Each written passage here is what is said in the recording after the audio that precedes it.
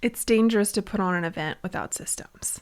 Why? Because it costs you time and money and energy, and it affects the overall guest experience. How are entrepreneurs like us daring bravely to build a stage, ditch the sweatpants, and step up to the mic? How do we create our own transformative events so we can get our message out into the world in a bigger way that's not only profitable, but it's actually something we can be proud of? That's the question. And the answers are inside this podcast. My name is Sarah Pfeiffer. Welcome to Green Room Central. It's dangerous to put on an event without systems. Why? Because it costs you time and money and energy, and it affects the overall guest experience. So I want you to keep listening because I'm going to share with you part 2 of our conversation on the secret to removing yourself from the event planning process.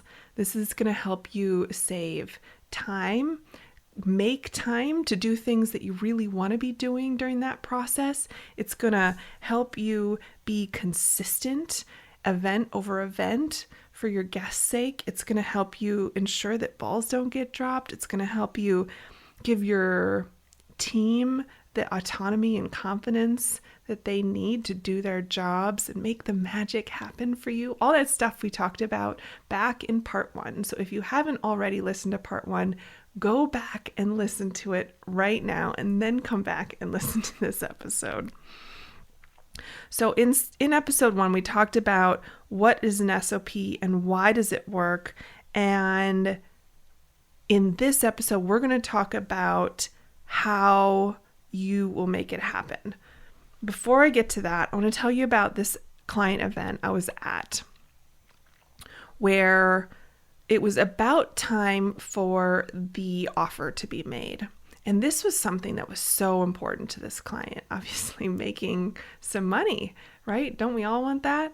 And we had talked about the process from a technical perspective. I was acting as an executive producer on this event. I do that for larger scale events where a client needs a bridge between their team, their in-house team, and the technical production team, just to ensure that everything goes super smoothly on the stage and what they want to happen actually happens technically. And so we had lots of conversations about technically how to make this happen for the virtual guests, and a little bit of conversation about how it would happen for the in-person guests because it was a hybrid event. But I got the sense that they had the ball when it came to in-person. And we got on site because my job was actually managing all things virtual. We get on site and I notice that it's almost time for the offer. And I'm wondering, why are there guests of the event sitting at the table for where, the table rush after the offer is made? People from the front of the room go to the back and they talk to representatives from the business about investing in the offer. Well, the table is there, but there's guests sitting at it. And I talked to someone from the business and they said they were just too nervous to go talk to those guests to make them leave.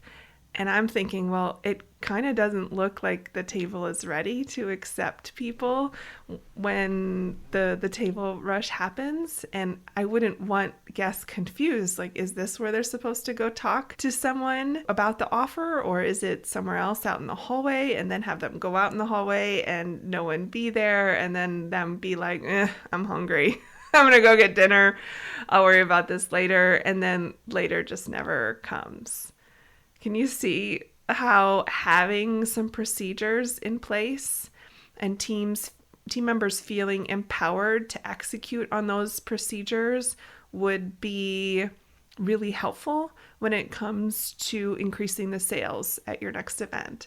Yes, because I definitely saw a gap in how the table was set, how ready the team members, and then there were team members there to talk to people about the offer, but they were sitting on their laptops and working on stuff, and not as I would expect them to be standing ready with, the pamphlet sitting there, the information at the ready. So it kind of looked like a place that you were supposed to approach. and that team members also had the order forms in their hands and were standing on the sides of the ballroom ready to hand them out, and had a process for who's doing what rows. Like those are all details that come out of your head and into an SOP, so that your team, whoever's doing it on that event, can brief themselves before it's game time and then execute. And there's stuff that's like super mega important like that for in terms of revenue driving, but also basic stuff like we talked about in the last conversation about how are we gonna feed these people? Do we want them to have caffeine? Do we want them to have access to water frequently? I hope the answer is yes. Do we want to serve them lunch? If so, what types of food? When we make decisions from a hotel menu on what to serve or not to serve, like what do we choose? Do we ever choose fried foods or no? Do we always make sure there's labels on the buffet or no? This is stuff that I know you have preferences. And you're the CEO. You have been to a lot of events. You have a very clear vision in your head for how yours should go. And have you ever taken it out? And so, again, we talked about the what and the why in last week's episode, part 1. Go back and listen to that if you haven't. We're going to move on now to the how. How will you make this happen? I want to give you some very step-by-step specific instructions so that you can give this episode to your integrator and have them listen to it and integrate this into your event planning process. Okay? First, how will you make these? And I'm going to tell you a secret. There are people who can do this for you. So if you need to hire this out, then make that task for your integrator, because you need to have them. First, the first step in how you're going to make them is identify the task and the Y times 2. We always talk about the Y times 2 in that world-class event planning formula.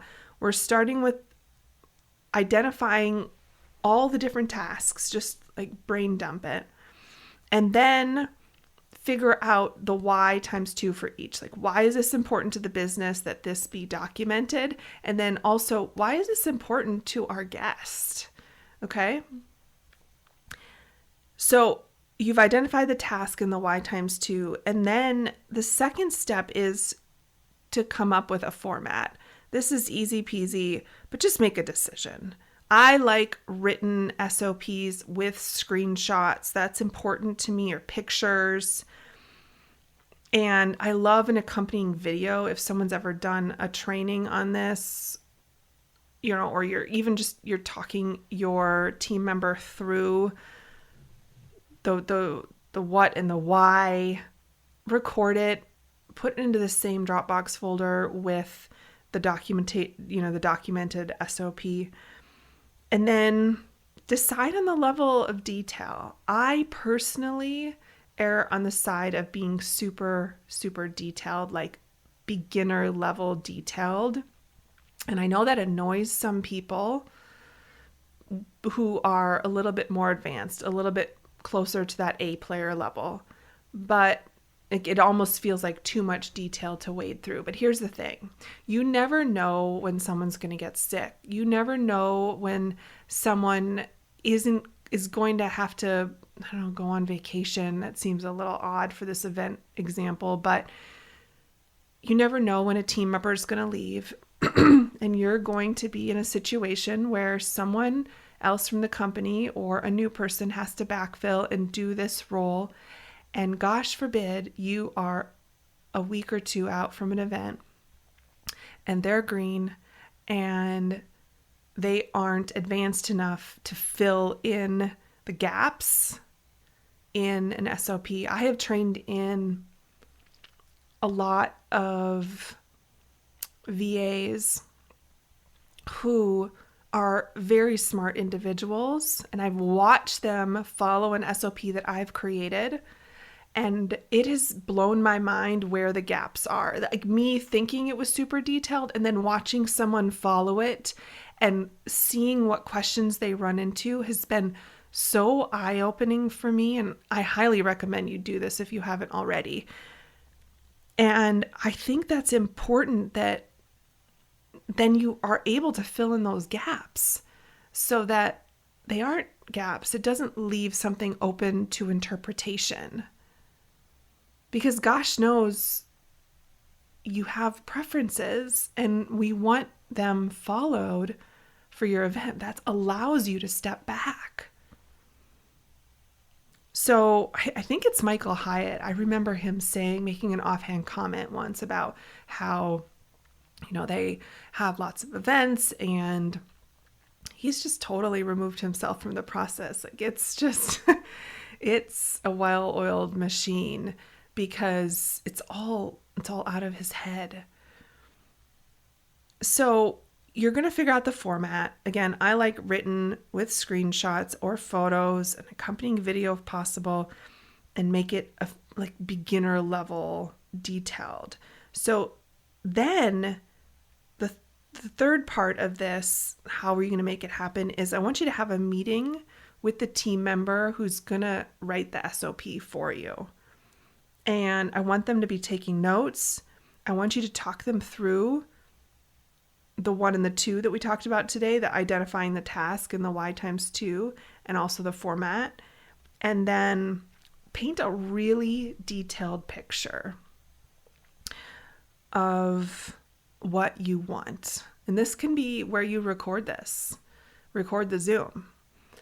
And I'm reading right now Atlas of the Heart by Brené Brown, and I think it was the section on expectations. And she said, if she doesn't specifically do it when she's assigning a task to a team member, her team has trained to ask her the question, paint the picture for me. Because we don't, until we get it all out. And maybe there are some team members on your team who are better at getting stuff out of you than others. And so maybe the step goes to not the team member who's going to do the thing, but the team member who's best at helping pull details out of your head. Is just make sure that you have that meeting and you get everything out as much as you can. Okay. And then step 4 is you're going to have the team member write the SOP. You're not going to do it. And then, which feels like such a weight off your shoulders, doesn't it? I know it's not my area of expertise. I don't have the patience to write it as detailed as it needs to be written. But have your team member do it, and then you review and approve it. That's an important step. Like, it should never be written and then filed away. It needs to come back to you. You need to review it and approve it. I'd love if you had the time to have them watch them do it and then give feedback, but I understand in an event scenario it might not be possible, and you might in the postmortem just talk through any new SOPs and how it went executing them and answer questions and fill in gaps. So that's number 5, reviewing and approving it. Number 6 is I want you to make sure you go back to these, or you assign the task to somebody to every 6 months go back, or a year, go back, keep it up to date. Or after every event cycle, make that part of the process is just like making updates to them while everything's still fresh in your mind about what just happened. Number 7 is the most important one. And you have to star this and underline it if you're writing this down right now, and I hope you are. Step 7 is holding them accountable. And this is important because like Starbucks and McDonald's, they wouldn't be what they are today if they didn't have leadership in place that was holding people accountable to the standard operating procedures that are in place. Can are you agreeing with me here? Are you tracking with me? Because that's why it's a consistent experience for us when we go to one place, Starbucks in New York versus Starbucks in Dubai, right? Like it's that consistency that's comforting for us.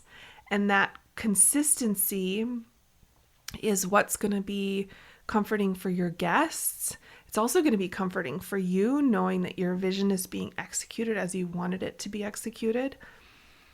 So hold your team accountable. Like, let them know when you notice that they're deviating from the standard operating procedure. Not in a punitive way, but just like, hey, I noticed that. It's okay to do this, but it's not okay to do this. Remember to be constantly setting those. The SOPs are kind of like boundaries.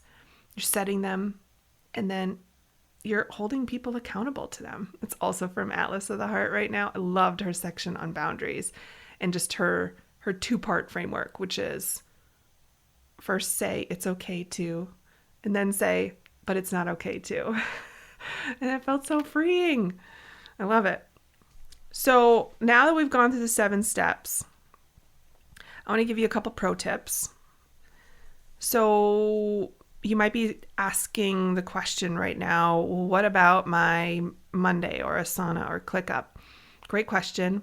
I think these definitely should be considered for inclusion in your project management systems. And it's for you to decide how it feels right. I think it's a great idea to have like task templates that include either a link to the SOP, or the task template is the checklist for the SOP, and the SOP is linked there as like the visual documentation for the nitty-gritty on how to do it. So consider that. Also consider that when you are creating job descriptions for your employees, team members, whoever's helping with the event, consider linking these SOPs as line items in those job descriptions so that people, once they're in the job, they know where to go get the instructions on how to do the thing. I think one of the coolest things about Brendon Burchard is his event experience feels like a well-oiled machine. And I don't think that's by accident. I think that I just get the sense that all of his team are on the same page and know what the page says. I went to probably 5 of his events, like large scale, like thousands of people each, in the span of a year. And I will say that all of them felt like a repeatable, scalable experience. And I loved it. As the event planner in me, the executive producer in me, just I had my head on a swivel, and I was just noticing that they've got their act together and they're on the same page, and someone's intentionally decided this stuff, and they're making it happen. So even though it looks effortless, I know there's so much intentionality behind it and leadership.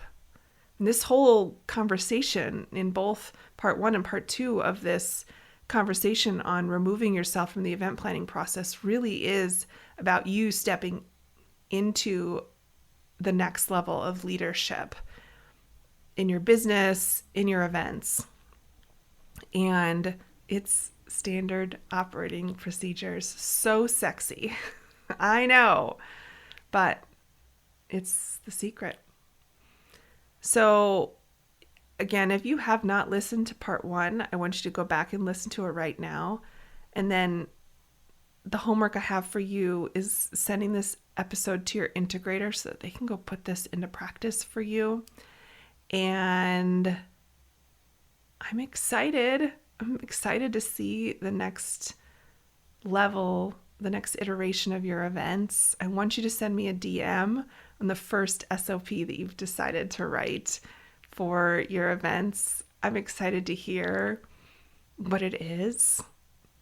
I remember listening to an episode Chris Harder shared recently after he'd gone to Brendon Burchard's private mastermind and had such a powerful experience sitting in U-shape table with everyone in the room and being able to look them each other in the eye as they talked over the 2-3 days they were together.